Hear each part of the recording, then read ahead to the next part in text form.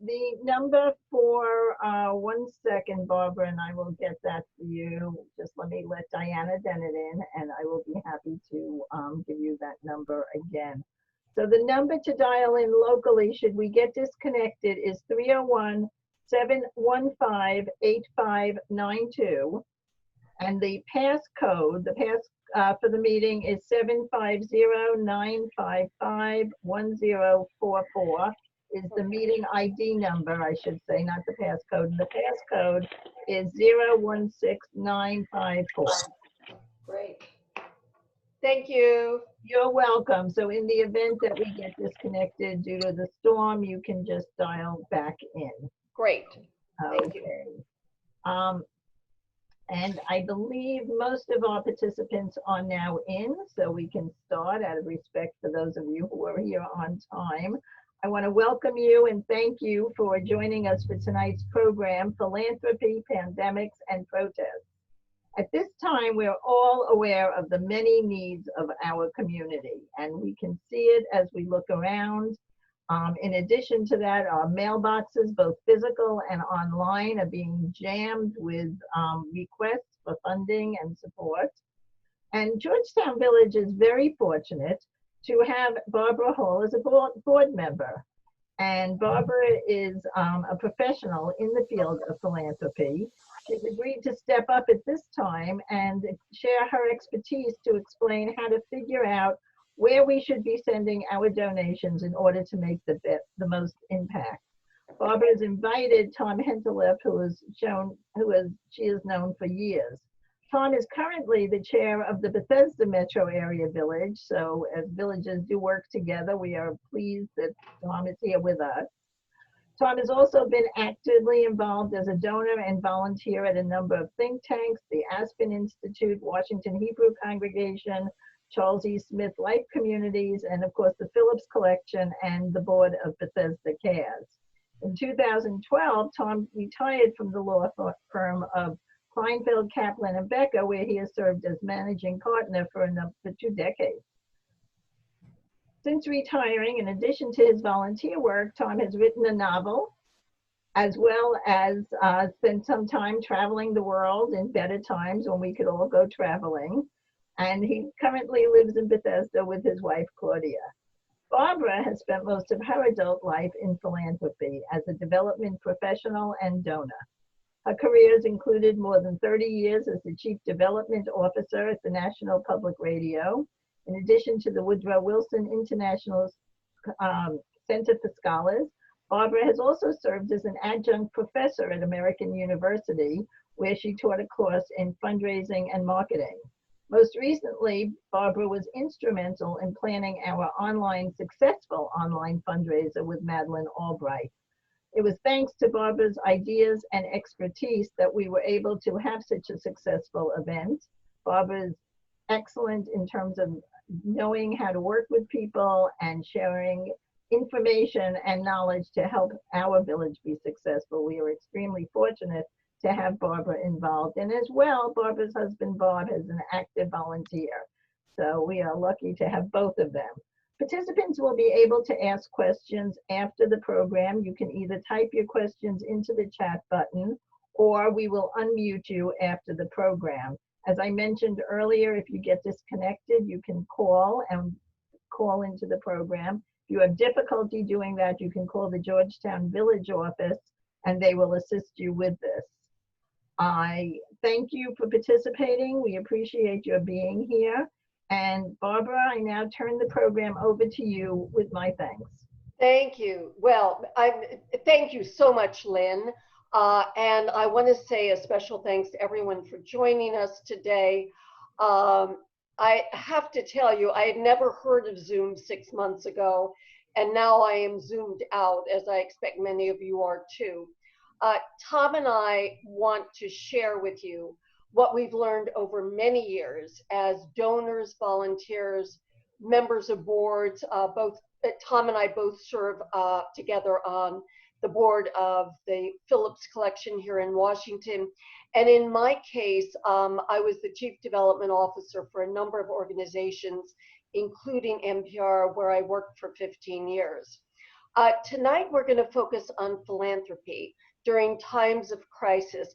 And we want to look at it from the perspective of donors, but also from the standpoint of not-for-profit organizations who have had to change the way they do business in a dramatic way to stay connected with their stakeholders. Our goal tonight is to provide you with a suggested roadmap for making decisions. At the conclusion of our remarks, we want to leave time for Q&A. We want to hear from you.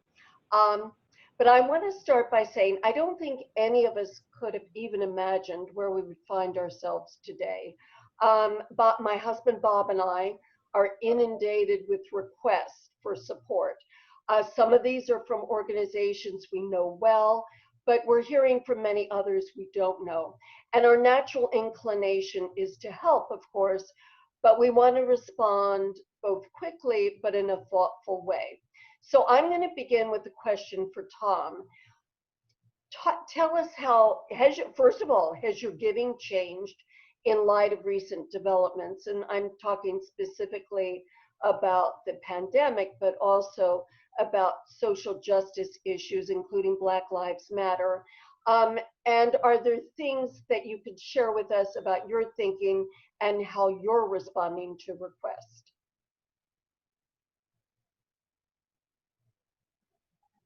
Well, thank you, Barbara, and I hope everybody is hearing both the COVID-19 storm and the summer storm that we're currently experiencing. I must admit that to whom I give to has not fundamentally changed. Over the years, I developed a pattern of giving based upon my values and commitments that arise as a consequence of those values. I've had a long-term commitment to education and learning. That remains intact. Over the years, since I graduated both undergraduate and law school, I've always given money to the universities from whom I graduated from, and that will continue. That won't be changed. And as I will discuss the matter, it might even be increased during this particular time framework. As mentioned earlier, I have a big interest in the think tanks as a means for me to continue to learn in retirement by getting engaged in areas that I'm particularly interested in, like public policy and international affairs. I've always had a commitment to health and to the environment. Certainly, my commitment, my donations to health is largely predicated upon experiences of my family and friends. You know, where they suffer from specific disease or illness, that certainly has generated a response to support that health. I've had a long-term commitment to social and racial justice, to individual dignity, and to tolerance in different religious views and beliefs. That is why I'm on the board of Bethesda Cares. Bethesda Cares is, as you may know, is an organization that is formed to prevent and ease and eliminate homelessness, in Montgomery County. Obviously, that falls in line with what I'm interested in. It's also the reason I'm a member and involved in Bethesda Metro Area Village. Obviously, that's a community of individuals as we age who I believe should age with dignity and hopefully have the opportunity to stay at home. I've had a long-term commitment to social and racial justice. I supported Martin Luther King in the Southern Christian League. Particularly enamored today with the Equal Justice Initiative by Brian Stevenson. I hope some of you have either read the book, Just Mercy, or seen the movie. He's an amazing individual. I'm a lawyer. I must admit, I don't feel I've accomplished anywhere near as much as he was able to accomplish with respect to criminal justice, people on death row who should not be on death row, and juvenile sentencing. Obviously, in today's world, with the atrocities that committed against particular individuals like George Floyd, and Ahmaud Arbery, and Breonna Taylor, it no longer pays just to be non-racial. In the words of Professor Kendi, one has to be anti-racist. And as a consequence of being an anti-racist, obviously, that dictates a greater commitment and donations to organizations that are supporting more racial justice. As Barbara alluded to, I've had a long-term commitment to the arts. That's why I was on the board of the Phillips Collection, both the visual arts, but also theatrical arts. Another area is obviously I give based upon individual solicitations from friends and colleagues. I have a hard time saying no. That's why I'm here today, because Barbara asked me, because I said I'm having a difficult time saying no. But also, when I give to my friend's charity, there's some reciprocal event that they give to my charity. And so appreciate that. But probably, what we focus on today is emergency. And when emergency arises, one has special opportunities to give. Usually it arises in the context of hurricanes or floods or tornadoes, whatever the situation might be. Today we're dealing with the pandemic. Obviously that pandemic has an impact upon all those other areas I'm interested in. It's a major impact upon education and learning. It has an impact obviously on health. It has a major impact upon social and racial justice. As we've noticed, there's a segment of the population that doesn't have the same healthcare benefits that we've all experienced through our lifetime, and therefore are more susceptible to both getting the virus and suffering from its dire consequences. So obviously the pandemic has had a major impact on racial justice and one view of racial justice. Also, obviously, it's had an impact upon on the arts.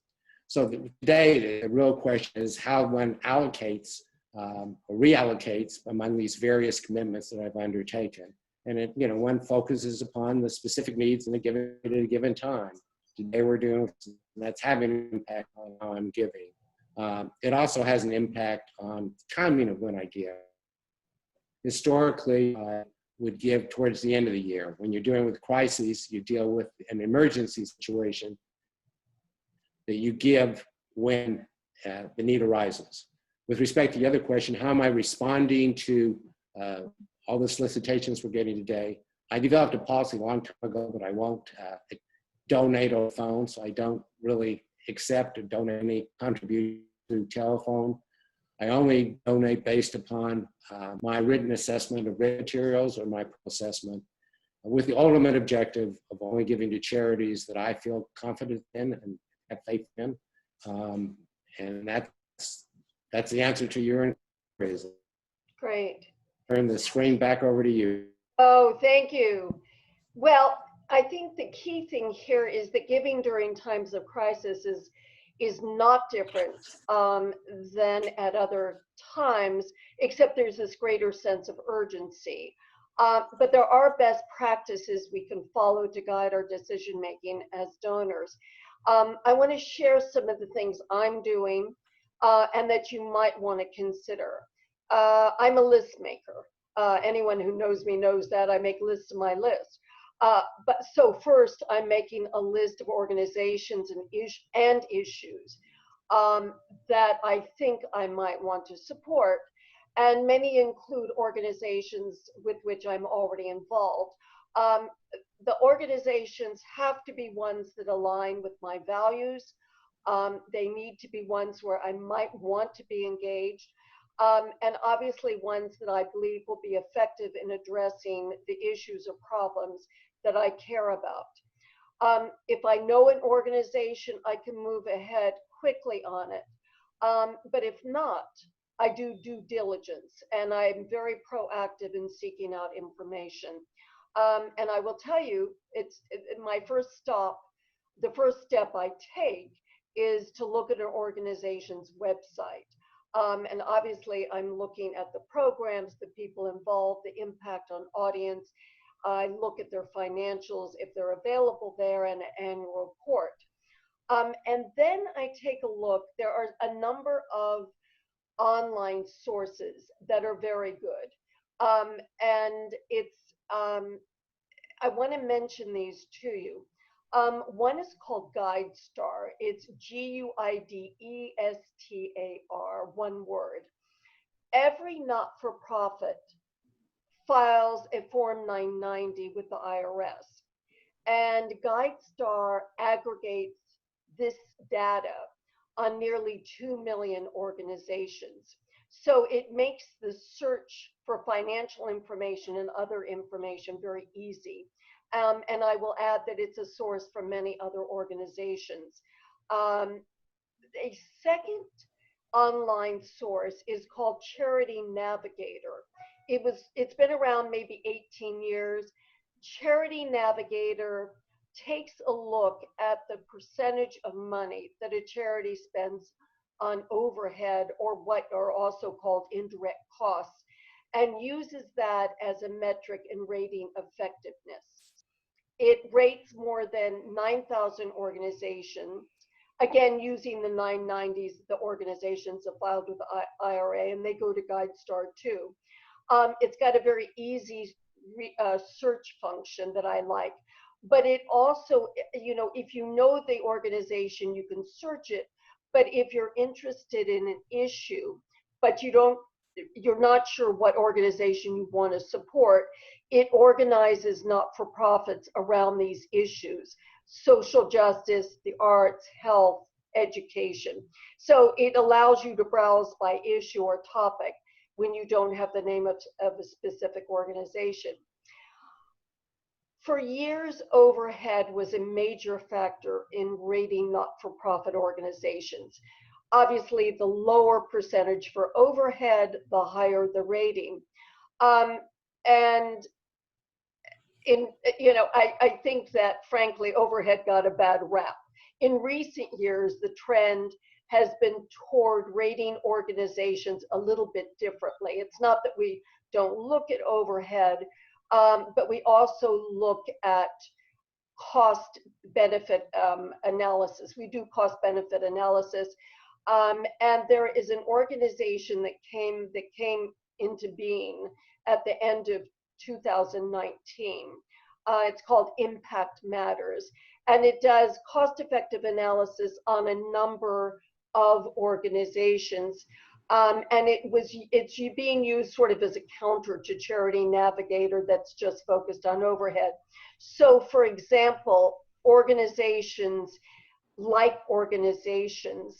will be rated against others in their peer group based on the cost of providing a service and the number of people served. So that is another one. It's brand new, but I check it out because it's a good way of looking at organizations where you're able to quantify the cost and quantify the services. A good local source, and one that I do recommend, is the Catalog for Philanthropy.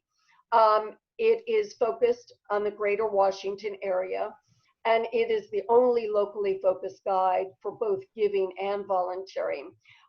It was established in 2003. It's online. It's an online catalog. And the focus is organizations whose budgets are $4 million or less. So you're really getting the small and the medium-sized organizations.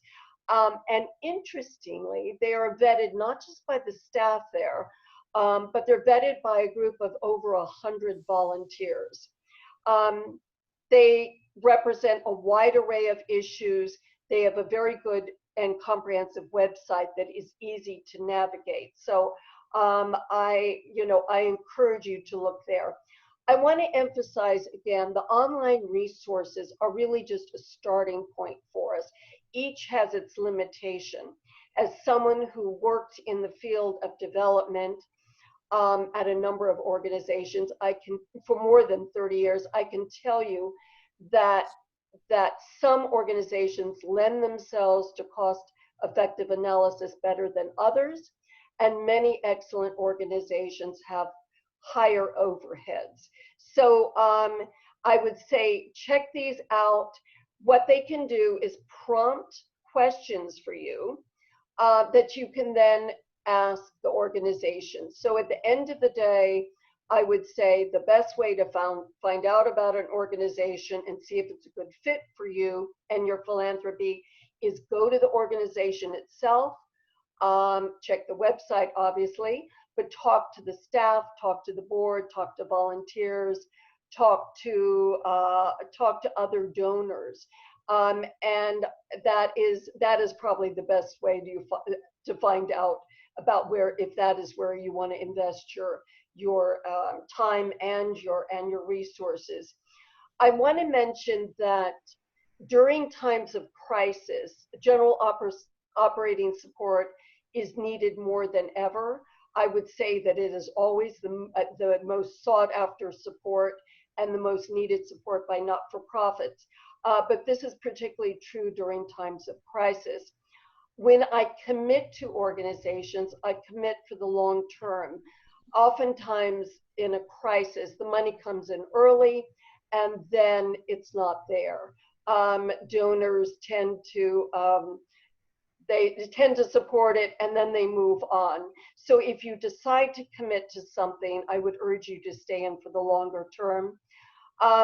I also encourage you to look to the smaller organizations. I think our inclination oftentimes is to give to large organizations. That may be where our comfort level is.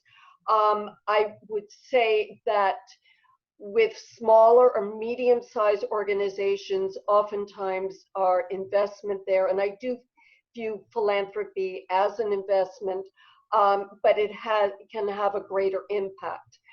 Just make sure that the organization is registered with the IRS as a 501c3 and has a proven track record. And it's okay to say no. There are many stories of support that have been misdirected and misused. So, and that particularly happens when we're getting a lot of things online. And I, like Tom, we actually pulled our landline so no one can reach us. But it's okay to say no. I wouldn't do it to a friend, but if it's coming in cold, it's fine. I want to mention crowdfunding campaigns. This is a practice for funding projects with small gifts from many people. It's done for the most part virtually.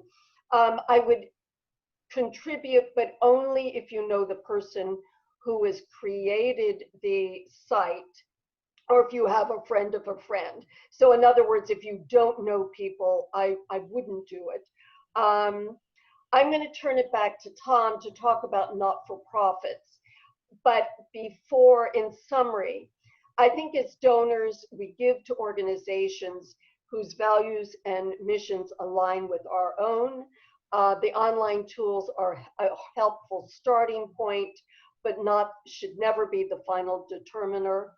And most donors, like myself, look to the organization itself to tell us how our gifts are being used. So, Tom, let's talk about not-for-profits. We've talked about donors from the donor perspective and what we're doing, but let's talk about not-for-profits and what organizations are doing and have needed to do and change how they do business dramatically to connect with their stakeholders. And you and I have seen this with organizations with which we're involved. But I want to hear from you and just share what you're seeing. Well, thank you, Barbara. Again, the first thing I would do, is evident by what you just transpired, if I had the opportunity, I would consult with somebody like Barbara, who obviously is an expert in development and would certainly advance the situation. But if Barbara's not available, I would certainly take the opportunity to consult with other experts, or I consult with trade or professional associations or industry associations to get their advice. I'd also recommend that you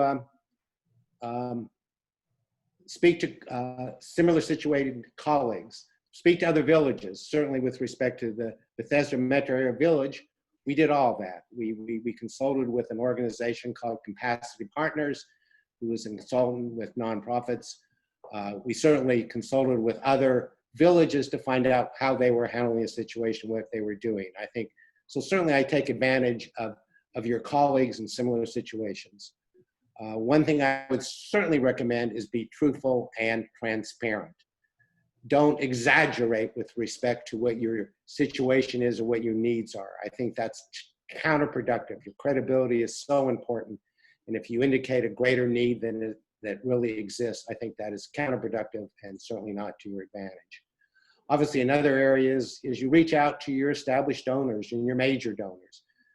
You thank them for their past contributions, and you point out how their contributions advance the worthwhile missions and visions and causes that you as an organization have undertaken. And you point out special needs that might have arisen in the context of the pandemic. With respect to Bethesda Cares, there's obviously a lot of special needs that arises because of getting personal protective equipment out to the people on the streets. You know, hand sanitizers, masks that you know, for their own safety. Obviously, it's important to find housing, get them in housing. It's impossible to stay at home if you have no home to go to. Once you find housing for people in that situation, obviously the ability to communicate is important. So it's important to get them the opportunity of phones or some means so they don't feel isolated. With respect to organizations like the Phillips, obviously there is a tremendous need for overhead for general expenses as a consequence of a significant drop in revenue based upon the inability to collect emissions, the inability to collect funds for special exhibits, the closing of gift shops, the inability to loan to other institutions your valuable art. So there's a real need there. And with respect to the village, the Bethesda Metro Area Village, we don't have a particular financial need at this time, but sustainability is important. And we depend to some extent upon county government funding, and that can go away at any time. So it's important to build up a reserve so you can withstand if all of a sudden the county decides that because of their own budget constraints, they can no longer give the same support that they have given historically. So that's clearly the situation I do with the major donors. I think you should also recognize that you're in a competitive environment. There are other organizations out there competing for your donation dollar. I think it's important to try to point out why your values, what your mission, your visions coincide with theirs, so they'll be willing to support. And I also think it's important to point out that, you know, individuals are a crucial component of any organization.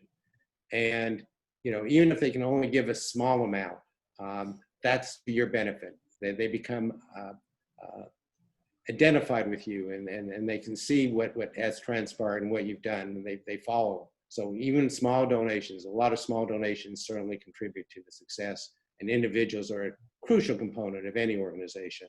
I would also engage my members and my volunteers and supporters.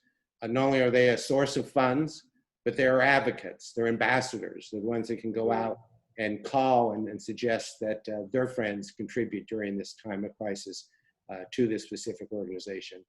And then finally, I would certainly take advantage of the internet. Certainly today, as we're all switched our gears to have meetings through Zoom as we're doing today. Certainly, it's hard to envision how we can live through this crisis without internet. But also, online giving is a crucial component. And also, social media is a great way to advertise, particularly to a population who is particularly interested in causes like social justice and the environment. So it's certainly an avenue that in today's world you have to explore and take advantage of. So Yeah. that would be my comments pertaining to your question, Barbara. Yeah, no, Tom, I totally agree. I think the virtual world is here to stay. And I think the organizations that invest in virtual programming and in virtual fundraising are going to be in addition to in-person everything. But I think that those are the ones that are going to survive. I'm glad you mentioned don't exaggerate. There's nothing less appealing than we're going to close our doors if you don't help us. Well, no one gives to a sinking ship. So it seems self-evident, but I can tell you there are a lot of organizations who have used that tactic and it doesn't work. But I think engaging our, and I call them stakeholders, our volunteers, our members, our donors, our board is more critical than ever. And to the extent that we're able to do it, and frankly, I think the Zoom programming offers great opportunities. There is an intimacy in some ways, and I say that just because I'm in a lot of Zoom presentations, and artists are showing their works and talking about their work, and it works, you know. So continuing to engage everyone, making the commitment. And I would say for organizations, I know we all like to cut the budgets in times of crisis. And it is a time, however, when marketing, communications, and investing in your development are needed now more than ever. So I say that at all the organizations I'm involved with, but it's absolutely true. You need to do more than you ever did. Before we open up for questions, I just want to mention a couple of easy ways of giving. And obviously, writing a check is, if you can do that, that is easy. But in the past couple of years, I've been giving part of there's a required minimum distribution from our IRAs. And I have been able to give some of that directly to charity. You all probably know all about that, but it's attractive because it is, rather than taking it as income and paying tax on it, if you're able to make that gift, it's an easy way to give, to support the organizations you care about.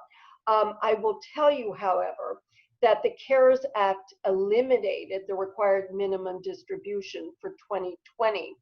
So we don't have to take it in as income. And I guess I could argue that the tax incentive for giving it to organizations is no longer there. We don't know what's going to happen in the future. But if this is of interest to you, or if you've done it before, just check with your accountant if this is an avenue you want to pursue. The other way of giving lifetime gifts is using appreciated stock, and again, I'm sure many of you have done that. But that is another way that my husband and I have contributed. And then looking at legacy gifts, or what are called planned gifts or testamentary. The two simplest ways there are, again, making an organization the beneficiary of your IRA, or leaving a simple bequest, and that can be an amount or a percentage or residual. And these are things that I discuss with Georgetown Village, but also with other organizations. Now, we're going to open it up for Q&A. Do we have any questions, Lynn? So we do not at this point have any questions on the chat. However, we are happy to open up we have a number of hands. So I'm going to start with Risha, because I saw her first. Risha, I asked you to unmute. There you go. And then Barbara, I'm going to be doing this online, not on chat. Okay. Okay, Risha. Yes, so the one question I always have is it better to give a little to a larger number of organizations, or more to fewer organizations within, still covering the scope that you want to cover? I'm going to jump in, if I may. Risha, I would say give more to fewer organizations. I would concur with that, because you can have a bigger impact. Yeah. And you can be more engaged with that particular organization. Yeah. Thank you. That is, yeah. Thank you. I think I saw Emily. Was that your hand I saw? Do you want to unmute? Oh, it was not Emily's hand. I'm sorry. I saw a few other. Martha, thank you. Yes. What is the first online site that you mentioned? Can you spell it, please? Yes, ma'am. It's called GuideStar, GuideStar, one word.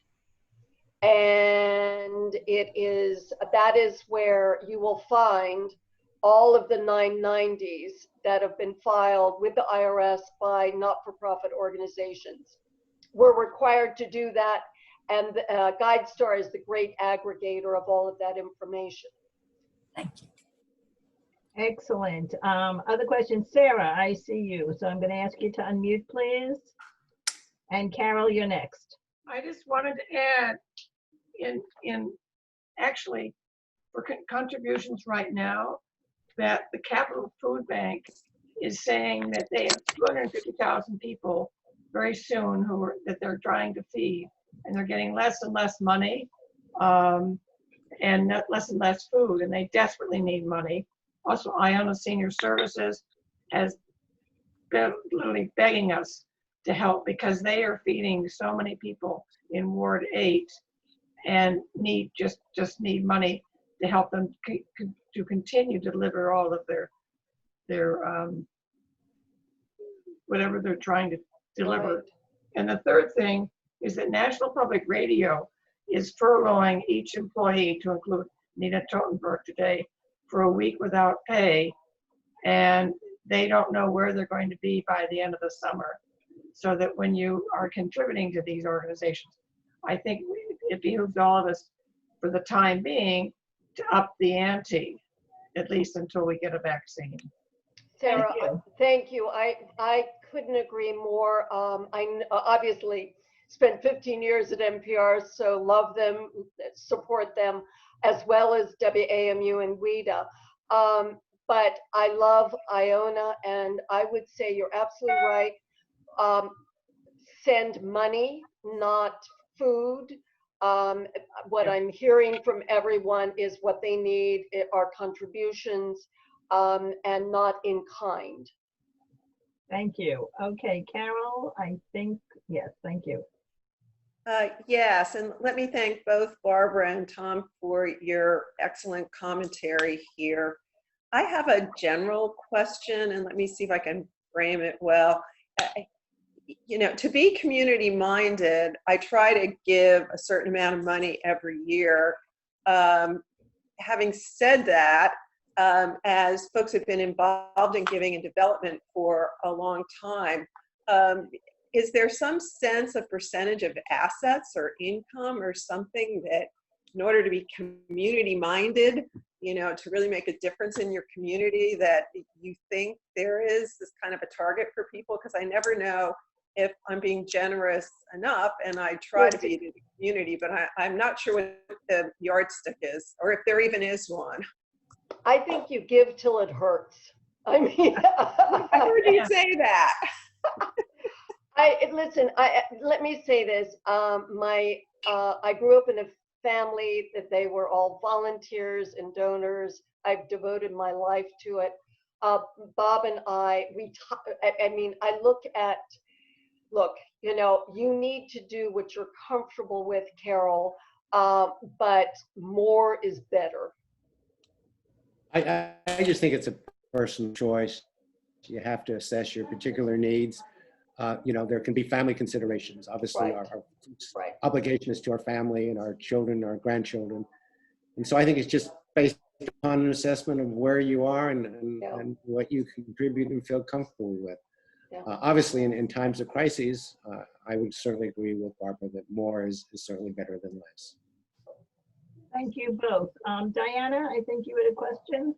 Yes, thank you. This has been really, really helpful and most appreciated. I wanted to ask your perspectives on how you value pleas from overseas, like what's going on in Yemen and all those really, really dire situations, how you evaluate those relative to, you know, neighborhood and community, local community pleas. And it's always such a challenge because you see what's going on in Yemen and some of these other countries, and it's just so dire. It's hard to evaluate it all. Diana, I'm not able to respond because for several reasons. Number one, I don't know the organizations, so therefore don't know if my investment's going to be put to good use or used for the intended purpose.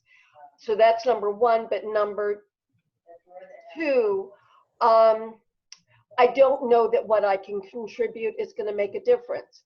And so at the end of the day, I look to organizations where I believe that my time and my donations and whatever I can do actually have an impact. So there are a lot of very large organizations where I walk away, and certainly ones that I don't know. Thank you, Bob. That's great. It's a difficult question because there are really special needs overseas, and there's atrocities being committed, and you want to help. I know. And so I try to identify avenues that I feel reasonably safe the money will go to support that particular Right. cause. It's a real challenge. Sometimes you do it through your church or your Right. worship or some other avenue that has connections that you may not have. But it's, I think we're world citizens. It's a global world. And I think we're talking about charity. It's not just local. It should be worldwide. Yeah, and Tom, let me just say, and Bob and I support Amnesty International. So but those are organizations we know. But if I got something in over the transom from an organization I didn't know. I would agree. Right. So, so we do give internationally, but it's to organizations like that. Thank you. Thank you. So I have a question here on the chat that asks, is there a way to know what percentage of a nonprofit's financial assets are from just a few people versus a large base of givers? And is one preferred over the other? And then I'll get to some others of you. Go ahead. Barbara, would you like to handle that? I think a broad base of donors is important to the health of an organization. So let me just say that. I can't tell you how large. I think the size of that base of support and the number of donors will depend on the budget of the organization. But I don't think it's healthy for organizations to depend on just a few donors for obvious reasons. But how do you find out? You look at the 990s, because the 990s have to list their major supporters.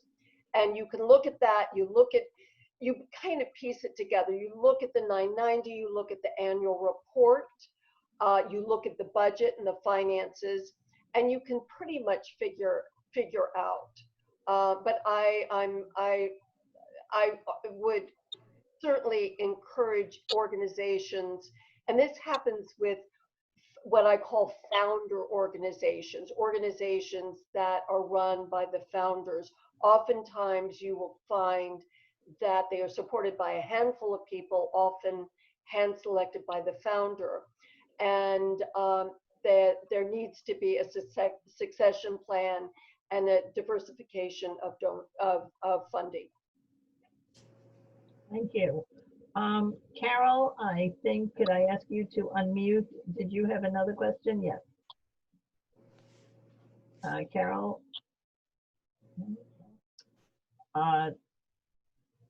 There you go.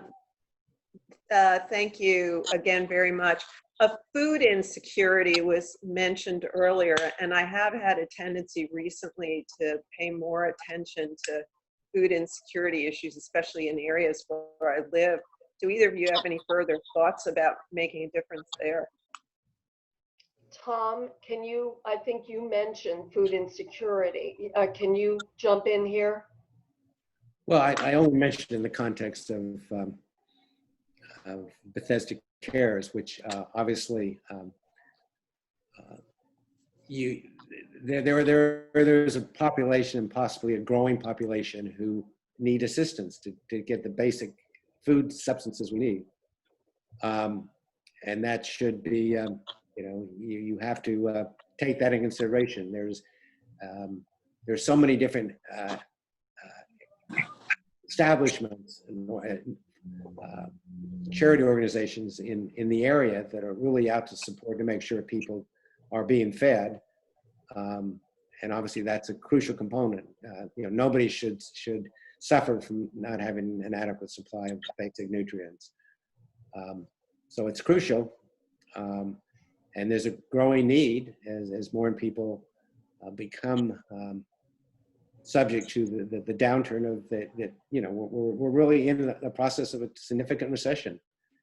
And I think we have to appreciate that in today's world, there's a greater need than there has been in the recent past. And it's that people are today might have a need that yesterday didn't have a need. And so certainly one should take that into consideration. Thank you. Thank you. Let me see. Are there any other questions? Oh, here's another question. One of our participants was wondering, how effective is it to attract small donations that can add up by way of honoring or memorializing someone? I'm sorry, how effective is it to do that? Right. In other words, Yeah, no, I think it's very, donations that might add. right, right. No, I think it's very effective. I think that setting up a memorial fund or something honoring, and typically you ask family and friends to contribute. I think it is effective. I think the important thing though is to set a goal, talk to the organization where you're doing this, set a goal, and then figure out, is it a realistic goal? Look at your constituents, and but I think it's a lovely way to memorialize or honor someone. Thank you. Are there any other questions? I don't have any others in the chat, so I'm kind of looking at the gallery view here. Is there anybody else who wanted to ask something else? No. Well, I just want to say, if no other questions, I want to thank Carol and Lynn and everyone who had this idea. So thank you for making it possible. Philanthropy, and I just want to conclude with a note on philanthropy, since that's where I've devoted my life. It has played and it will continue to play a unique and important role, particularly today. Not-for-profits fill gaps that businesses and government may not be able to address. And in some ways, I would say not-for-profits are best equipped to do so because we know our communities and we know our constituencies. And I give you an example. Tom has talked about it with Bethesda Metro, but we see it with Georgetown Village every day. The villages know better than anyone else, not only the services that we as senior citizens need, but also that in times of crisis, we can feel very isolated. And the villages are particularly positioned to address our needs in a way, frankly, that no one else can. So I'm giving a shout out to Philanthropy and thank you all for joining us tonight, and appreciate your perseverance. Thank you, and thank you both Barbara and Tom. I know I found this very enlightening, and I certainly learned a lot as somebody whose mailbox is inundated with all these requests. And I welcome those of you who are participating today to join us for our next program. Carol Kelly and Emily Summers put together this great combination that we're calling Cocktails, Conversation, and COVID. And August 5th, we have Brooke Pinto, who is DC's newest council member, joining us to tell us about her plans and perspectives both for the city and Ward 2. And you're certainly welcome to, and we invite you back for that. And for those of you joining us from Bethesda who might not be as interested, I offer you August 19th, when another Georgetown Village Board Member, Bill Plant, will be speaking about fake news and real journalism and why it's so complicated. So please come back, please join us again, and thank you for joining us this evening. Have a nice night. Thank you. Thank you. Tom. Stay safe. Bye. Bye Thank now. you very Thank much. you all.